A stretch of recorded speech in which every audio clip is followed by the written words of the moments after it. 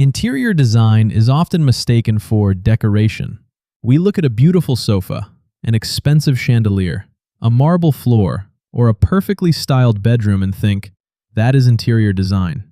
But the real art of an interior begins long before the furniture arrives. It is about space, proportion, movement, light, material, balance, and emotion. In this episode, The Art of the Interior, we're going to explore these ideas through this home, not simply asking whether each room looks beautiful, but understanding why certain spaces feel grand, intimate, calm, dramatic, or welcoming. Because a successful interior is not just something we see, it is something we experience. When we enter this home, one of the first things we notice is scale. The main living area is large and open, with a dramatic staircase, high ceilings, and generous circulation around the furniture. And this teaches us an important interior design principle. Empty space is also part of the design. Not every corner needs furniture. Look at the open marble floor surrounding the staircase. That negative space allows the staircase to breathe and gives it visual importance. The curved staircase is not simply a way of reaching another floor. It becomes a sculptural object inside the house. The railing follows the curve. The staircase rises through the open volume, and our eye naturally follows it upward. This creates movement. And movement is important because good interior design should quietly guide our eyes and our bodies through a space. The next principle is proportion. Large interiors require objects that can visually survive within that scale. Imagine placing a very small pendant light in the double-height living room. It would disappear. Instead, the house uses large chandeliers, tall curtains, substantial furniture, and oversized architectural features. These elements correspond with the size of the room. But notice something interesting. As we move into the bedrooms, the scale changes. The ceilings remain generous, but the furniture becomes more personal and intimate. Beds become the main visual anchor. Side tables, lamps, artwork, and rugs create a smaller composition within a larger room. This is one of the secrets of comfortable interiors. Human scale inside architectural scale. Even when a home is large, the spaces where we sleep, sit, or eat still need to feel connected to the dimensions of the human body. Every successful room needs somewhere for the eye to rest. That is the focal point. In the main space, the staircase immediately becomes one of those focal points. In another living area, it is the chandelier and the seating arrangement beneath it. In the bedrooms, it is usually the bed wall. In the bathrooms, the patterned mosaic surfaces and freestanding bathtub create the strongest visual moments. A common interior design mistake is trying to make everything important. When every wall has a statement piece, every material has a pattern, and every object demands attention, nothing becomes special. Good design creates hierarchy. You decide, what should I notice first? What should I notice second? And what should quietly support everything else? That hierarchy creates visual clarity. Now look at the materials throughout the property.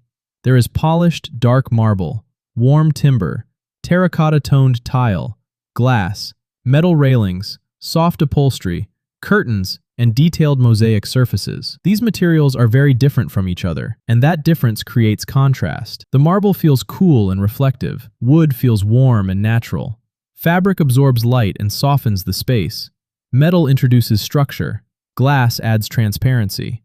This is why material selection is much more than choosing something because it looks expensive. Every material changes the emotional character of a room. Even the same color can feel completely different depending on its surface. A glossy material reflects light and feels sharper. A matte material absorbs light and often feels quieter. A textured surface adds depth. And when these materials are layered carefully, the interior begins to feel richer without depending entirely on decoration. One of the strongest characteristics of this home is natural light. Large windows bring daylight deep into the interior. In the double-height living space, the tall glazing makes the room feel even more expansive. But lighting here is not only natural. Notice the layers. There are chandeliers for drama, recessed ceiling lights for general illumination, wall sconces for softer accent lighting. Bedside lamps and decorative fixtures provide smaller pools of light. This is called layered lighting, and it is one of the easiest ways to improve an interior. A room with only one ceiling light usually feels flat, but when lighting exists at different heights and intensities, a room develops depth. During the day, architecture and sunlight dominate. At night, artificial lighting reshapes the same space and creates an entirely different atmosphere. So when designing a home, Lighting should never be treated as an afterthought. Light is a material. Although this house contains many different materials and styles, there are several colors that repeatedly connect the spaces. Warm white walls form the background. Brown and reddish timber appears in doors, stairs, and furniture. Cream and beige upholstery softens the heavier surfaces. Terracotta and warm stone tones appear across different floor finishes and bathrooms. This repetition creates continuity, and continuity is important when designing an entire home. Every room does not need to look identical. In fact, it shouldn't. A bedroom should not feel exactly like a kitchen, and a bathroom does not need the same personality as a living room, but there should be subtle visual relationships between them. Maybe it is the same timber tone, the same family of warm colors, a repeated arch, a similar metal finish, or simply the same approach to lighting. That repetition tells our brain these rooms belong together. Another lesson from these images is that interior design must support how a space is actually used. The dining table sits within a generous circulation zone. The kitchen provides work surfaces